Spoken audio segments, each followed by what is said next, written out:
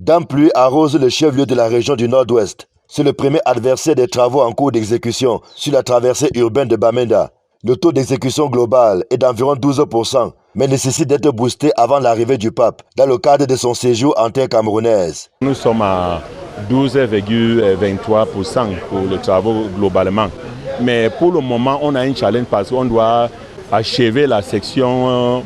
L'accent, on a mis l'accent beaucoup plus sur la section de Saint-Blaise à l'hospital Ranaba. C'est une distance de 1,3 km parce que c'est très important pour la visite du pape. Bon, pour le moment, on a 3 ouvrages, 3 dallos qu'on doit achever avant le 15 avril, qui est un grand challenge pour nous.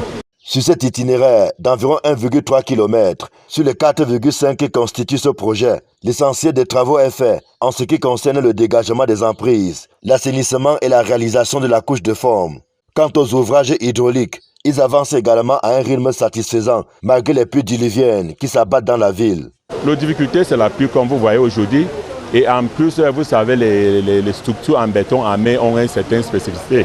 C'est-à-dire que dès qu'on fait le collage, on doit les laisser pour une certaine durée. Mais maintenant, nous sommes obligés de faire le collage et après 14 jours, nous serons obligés de rembler. Et ça, nous, on doit changer et modifier les dosages pour que ça puisse atteindre la résistance requise. Le ministre des Travaux publics, qui a échangé avec l'archevêque de Bamenda, a prescrit l'intensification des interventions sur le terrain. We are working on a very important section of the National Route number 6.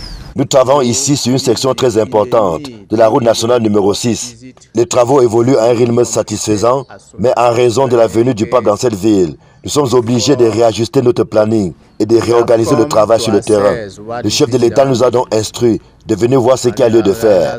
Nous réalisons que l'entreprise est mobilisée et que des efforts notables sont faits pour achever ces travaux. And we are realizing efforts have been made to complete that work. Dans ce sillage, Emmanuel Nganou Djoumessi recommande à l'entreprise de commencer les travaux un peu plus tôt en matinée, avant que les pluies ne dictent leurs lois. Il invite également les autorités administratives, les élus locaux ainsi que les riverains à travailler main dans la main pour faciliter la libération de certaines emprises.